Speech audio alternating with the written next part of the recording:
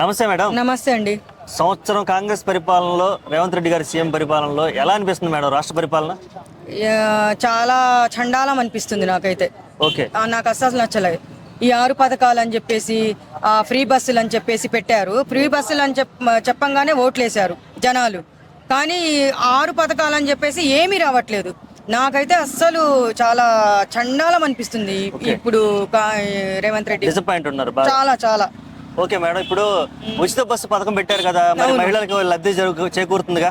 అవును, మరి లబ్ధి చేకూరుతుందంటే ఉచిత బస్సు పెట్టిన తర్వాత ఎంత మంది కొట్టుకుంటున్నారు. మగవాళ్ళని కొట్టి బట్టలు చింపిన రోజులు కూడా ఉన్నాయి. ఫ్రీ బస్సులు పెట్టినప్పుడు అసలు చాలా మందిని తోసేశారు, కాలు చేతులు ఇరిగినాయి. చూస్తున్నారు, అందరు చూశారు. అవి చూడకుండా ఏముండో ప్రపంచం చూస్తూనే ఉంది కదా. ఆయన పాలనలో ఫ్రీ బస్సు పెట్టినప్పుడు ఏం జరిగింది, ఎంతమంది మహిళలు కొట్టుకొని జుట్లు కూడా పట్టుకొని బస్సుల్లో కొట్టుకోవడం జరిగింది, చూసాం కదా మనము. మరి అలాంటి పాలన మనకెందుకు అవసరమా? ఇది ఫ్రీ బస్ మనకి. ఫ్రీ బస్ వల్ల ఆటో డ్రైవర్లు అసలు తినడానికి లేక వాళ్ళు రోడ్ల మీద పడి ఎంత ఏడుస్తున్నారు. నేను ఒకసారి చూశాను ప్రజాభవన్కి, నేను వెళ్తూనే ఉంటాను. అక్కడ ఆటో డ్రైవర్లు అందరూ వచ్చి కన్నీళ్లు పెట్టుకున్నారు. మాకు ఆటోలు జరగట్లా, ఫ్రీ బస్సు పెట్టిన మాకు ఏమన్నా న్యాయం చేయండి అని చెప్పేసి అక్కడికి వచ్చి తిండి తిప్పలు లేకుండా ఎంతమంది ఏడ్చారు. అది న్యూస్ లో కూడా వచ్చింది, మీకు కూడా తెలుసు, చూసారు, అందరు చూసారు. సోషల్ మీడియా కాదు, డైరెక్ట్ లైవ్ లోనే వచ్చింది కదా మేము చూసినప్పుడు.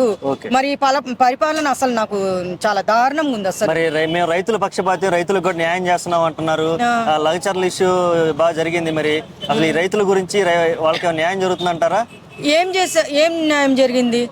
ఏం న్యాయం జరగల. మొన్నటికి మొన్న రైతుల్ని అరెస్ట్ చేసి లోపల పెట్టారు. ఇంకో మొన్న నేను రీసెంట్ గా ఒక రైతుకి పాపం బేడీలేసి తీసుకొని పోతున్నారు. బేడీలేసి ఎవరికి వేస్తారు? బేడీలు ఒక ఉగ్రవాదికి వేస్తారు, ఒక క్రిమినల్ కి వేస్తారు, ఒక టెర్రరిస్ట్ కి వేస్తారు. ఎందుకంటే బేడీలు, కాళ్ళు చేతులు బేడీలు వేయడం అంటే వాళ్ళు తప్పించుకోకుండా ఉండడానికి మాత్రమే అలాంటి వాళ్ళకి బేడీలు వేస్తారు. దారుణంగా ఒక రైతు, ఆ రైతు బిడ్డకి బేడీలేసి తీసుకొని పోవడం ఎంత దారుణం. అదొకటి. రైతులు లేకుండా ఎవరన్నా, రైతులు లేకుంటే మనం లేము. ఫస్ట్ పాయింట్, రైతులకు ఫస్ట్ ఇంపార్టెంట్ ఇవ్వాలి. వాళ్ళు పండించిందే మనం తింటున్నాము, వాళ్ళు కష్టపడిందే మనం తింటున్నాము. ఒక్కొక్కసారి వాళ్ళు పంట నష్టమైతే ఆత్మహత్యలు కూడా చేసుకుంటూ ఉంటారు. అది కూడా మేము చూసాము. వాళ్ళ కన్నీళ్లు ఇలాంటి రైతుల జీవితాలతో ఆడుకుంటే మాత్రము వాళ్ళ కన్నీళ్లు ఎవరైతే తొక్కేయాలని చూస్తున్నారో వాళ్ళ సర్వనాశనం అవుతారు. ఈ ప్రభుత్వం కూడా విఫలమైంది దాంట్లో మాత్రం. మార్పులు అంటూ చాలా మార్పులు చేశారు కదా. టీఎస్ ని టీజీ చేయటం, అలాగే తెలంగాణ తల్లి విగ్రహాన్ని మార్చటము, రాష్ట్ర గేయాన్ని మార్చటము, అఫ్ కోర్స్ చిహ్నాన్ని మారుదాం అనుకున్నారు, కుదరలేదు. మరి ఈ మార్పుల సంగతి ఏంది? అసలు మార్పుల మీద మీ అభిప్రాయం ఏంటి? మార్పులు అనేది అది నాకు నచ్చలేదు, ఎవరికీ నచ్చలేదు. ఇంకోటి ఏమంటే, ఇంకా తెలంగాణ తల్లి గురించి అదే దాంట్లో కూడా మార్పులు చేర్పులు చేశారు. దాని గురించి కూడా చాలా మంది మాట్లాడారు. కానీ ఇది కూడా చాలా దారుణం కదా. ఎంత తప్పది మార్చడం అంటే, రూపురేఖలు మార్చడం అంటే ఎంత దారుణం అది. ఎందుకు వాళ్ళు ఇట్లా చేస్తున్నారు అంటే ఇదంతా కక్ష కట్టుకొని చేస్తున్నారు. ఫస్ట్ పాయింట్ అంటే వాళ్ళ యొక్క మూలాలను తీసేయాలన్నా. ఎస్, ఆయన మీద కక్ష కట్టి నువ్వు ఇవి తెలంగాణ తల్లితో ఆడుకుంటున్నావు, రైతులతో ఆడుకుంటున్నావు, పేద ప్రజలతో ఆడుకుంటున్నావు. ఏం చేసావు నువ్వు ఒక సంవత్సరంలో? చూపించామని చెప్పండి. అది చూపిస్తే జనాలు ఓకే మనకి చేశాడని ఒప్పుకుంటారు. కానీ ఎవ్వరు ఒప్పుకోరు. ఏమి జనాల కంటే ఏం చేయలేదు ఆయన. ఓకే, రీసెంట్ గా చూస్తే మీరే అంటున్నారు కక్ష సాధింపు అంటున్నారు. మొన్న జరిగినటువంటి అల్లు అర్జున్ అరెస్ట్ కూడా కక్ష సాధింపు అంటారా? పేరు మర్చిపోవడం వల్లనే. మరి 100% ఒక ప్రెస్ మీట్ లో పేరు చెప్పలేదు. పేరు చెప్పకపోవడం వల్ల నువ్వు శుక్రవారం రోజు బెడ్రూమ్ లో నుంచి తీసుకొని వచ్చి ఆయనను ఎలా అరెస్ట్ చేశారో ఈయనను కూడా అలాగే అరెస్ట్ చేసుకుని బెడ్రూమ్ లో నుంచి తీసుకొని పోయినారు. అది ఎవరిది పని అని చిన్న పిల్లోడు కూడా చెప్తాడు. మరి ఎంత ఆయన మీద పగ తీర్చుకుంటున్నాడు ఆయన. ఒక్క పేరు చెప్పకపోవడం వల్ల ఇంత దారుణం ఉంటుందా?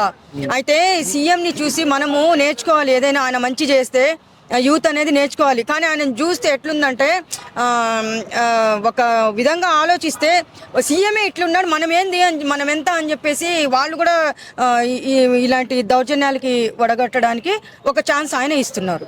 ఓకే, ఇంకా నెక్స్ట్ ఇష్యూ చూసుకుంటే మేడం, ఈ ఫార్ములా రేస్ లో కేటీఆర్ గారిని అరెస్ట్ చేయబోతున్నాను, అందులో అవకతవకలు జరిగినాయి అంటున్నారు. అసలు ఈ ఫార్ములా ఆల్రెడీ మన హైదరాబాద్ లో జరిగింది, ఫుల్ వైరల్ అయిపోయింది, ప్రపంచం అంతా చూసింది. మీ అభిప్రాయం? కేటీఆర్ గారు సారీ అండి, కేటీఆర్ గారు మీద కూడా ఇది కక్ష సాధింపే. మరి అలా ఉంటే ఇప్పుడు ఆయన అరెస్ట్ చేయాలని అనుకుంటున్నారు కదా, మరి ఆయన దగ్గర ఏమన్నా ఆధారాలు ఉంటే అది పెట్టమని చెప్పండి, అంతే కదా. ఊరికి కేటీఆర్ మీద ఆయన పెద్ద ఆయన కేసీఆర్ మీద ఏడవడం ఎంతవరకు న్యాయం ఈయనకి? ఒకవైపు నేను కాంగ్రెస్ ప్రభుత్వము ఈయన సీఎం రేవంత్ రెడ్డి అన్న గురించి నేను ఒకటే చెప్తున్నా, వీళ్ళ మీద కక్ష తీర్చుకోవడానికి ఈయన ఫ్రీ బస్సులు పెడితే నాకు ఓట్లేసి గెలిపిస్తారు, నన్ను సీఎం చేస్తారు అనే విధంగా ఫ్రీ బస్సులు పెట్టి ఆయన సీఎం అయ్యాడు. కక్ష ఎవరి మీద సాధిస్తున్నారు ఆయన? పేద ప్రజల మీదనా, రైతుల మీదనా, టిఆర్ఎస్ ప్రభుత్వం మీదనా? మీకు చేతనైతే 6 పథకాలు ఉన్నాయి కదా, 6 పథకాలు ఆ పేదవాళ్ళకి పెట్టండి. ఇవన్నీ మీరు చేంజ్ చేయడము, నా తల్లిని రూపురేఖలు మార్చడము, అవన్నీ చేయడము, ఇవన్నీ వేస్ట్. ఇప్పుడు చూసిన వాళ్ళు కూడా ఆయన ఒక సీఎంని చూస్తే ఇప్పుడు కేటీఆర్ గారిని చూసి కొంతమంది ఇన్స్పైరింగ్ గా తీసుకొని చాలా మందిలో మార్పు చూశాను నేను. అబ్బా ఇలా ఉండాలా, ఆయన ఎంత పెద్ద చదువు చదివారు, ఎక్కడ ఇవ్వాలో రెస్పెక్ట్ అక్కడ ఇస్తారు. ఆయనకు చేత కదా మాట్లాడడానికి? మాటలు కూడా నేను పేగులు తీస్తా మెళ్ళ వేసుకుంటానని ఒక సీఎం మాట్లాడతారా? అలాగా మాట్లాడరు కదా. మరి సీఎంఏ ఒక ఇది మా అదుపు తప్పి మాటలు మాట్లాడుతుంటే ప్రజలు ఏం మాట్లాడతారు చెప్పండి? ఇప్పుడు ఈ ఫార్ములా రేస్ లో అవకతవకలు జరిగినాయి అనేది మీరు నమ్ముతున్నారంటారా? అవకతవకలేమి అదంతా వేస్ట్ మాటలు అవి. జరిగి ఉండవు, కానీ ఇవన్నీ వేస్ట్. ఉంటే ఆధారాలు పెట్టాలి కదా. ఆధారాలు పెట్టి ఆయనకి ఇట్లా చూపించాలి కదా, మరి చూపించుంటే బాగుండు కదా. ఎందుకు ఊరికే వాళ్ళని వీళ్ళని అనడము? ప్రతిష్టాత్మకంగా జరిగినటువంటి ఈ రేస్ ఫార్ములాని ప్రపంచవ్యాప్తంగా చూశారు. ఎలా అనిపించింది? ప్రౌడ్ గా అనిపించిందా లేకపోతే ఏంటి? అంటే హైదరాబాద్ కి ఇండియాలోనే ఫస్ట్ టైం కదా, ఫస్ట్ టైం. చాలా గర్వంగా అనిపించింది, చాలా మంచిగా అనిపించింది. వాళ్ళు ప్రతి ఒక్కటి మన ఇక్కడ ఆయన మన కేసీఆర్ గారు కేటీఆర్ అన్న కూడా కొంచెం రూపురేఖలు మార్చడంలో కానీ, మన కేబుల్ బ్రిడ్జి అసెంబ్లీ గానీ, మన నక్లెస్ రోడ్ దగ్గర రోడ్లు వేయడం గానీ, సచివాలయం గానీ, అయ్యో మరి ఎంత బాగా చేశారు. వినాయక చవితి రాని దసరా వస్తే మాత్రము పండగ ఒకటి సెలబ్రేషన్ చేసుకునే వాళ్ళము. ఈసారి దసరా లేదు, వినాయక చవితి లేదు, ఏడ్చినట్టు అయిపోయింది ఆ పండగలు. మాకు ఒక సెలబ్రేషన్ లేదు, ఏమీ లేదు. ఈ పోలీసులు అయితే అంటే వాళ్ళు ఇష్టం వచ్చినట్టు పోలీసులు కూడా కొంతమంది మంచోళ్ళు ఉంటారు, కొంతమంది ఎట్లా అంటే రౌడీల్లాగా బిహేవ్ చేయడము, వాళ్ళ మాటల్లో కూడా కొంచెం తేడా అనిపిస్తుంది. వ్యవస్థల్ని చేతిలో పెట్టుకొని జులుం చూపిస్తున్నారంటారా సీఎం? 100% కాదు, 1000% ఇది మాత్రం నేను చెప్తున్నాను కదా. ఇది మాత్రము ఆయన సీఎం అవ్వడానికి కారణము ఈ కక్ష సాధింపు కోసమే. జనాలకి ఏమి చెయ్యడు, రైతులకి ఏమి చెయ్యడు. మొన్న చూసిన దాంట్లో ఆ రైతుకి బేడీలు వేసుకొని తీసుకొని పోతుంటే ఎంత కన్నీళ్ళు వచ్చినాయో నాకు న్యూస్ చూసి. ఇదా వీళ్ళు చేసేది దౌర్జన్యము? అదేదో పట్టుదల ఉంటే నువ్వు ప్రజల మీద చూపించు, అంతే కదా. నువ్వు ప్రజల మీద చూపించు, మళ్ళీ సీఎంగా మళ్ళీ గెలుస్తావేమో. ఒక్క సంవత్సరానికే 7 జన్మలు ఎత్తుతున్నారు అందరూ. ఎందుకురా నాయన ఈ బతుకులు మాకు? ప్రతి ఒక్కళ్ళ నోట్లో చూస్తే వద్దమ్మా. నేను 1000 మందికి పైగా అక్కడ ప్రజాభవన్లో నేను రాపిచ్చిన అప్లికేషన్స్, నా దగ్గర వీడియోస్ ఉన్నాయి, ప్రూఫ్స్ ఉన్నాయి, అన్నీ ఉన్నాయి. నేను మాట్లాడాను కూడా అక్కడ. నేను అది కూడా ఒక క్వశ్చన్ వేసాను, మీకు చేత కాకుంటే అన్నా 1 నెల నాకు ఇవ్వండి సీఎం పోస్టు, నేనేందో చేసి చూపిస్తానని కూడా ఒక క్వశ్చన్ వేసా అక్కడ. ఆ వీడియో కూడా మీకు పంపిస్తా నేను.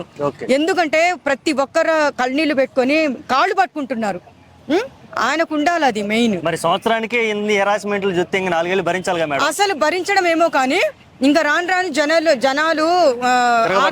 తిరగబడడం కాదు, తిరగబడతారు. ఆకలితో చచ్చిపోయే రోజులు వస్తాయి. వాళ్ళు మంచోళ్ళు కూడా, వాళ్ళు రేషన్ కార్డులు లేవు. రేషన్ కార్డు ఉంటే మన ఆరోగ్యశ్రీ ఉంటుంది.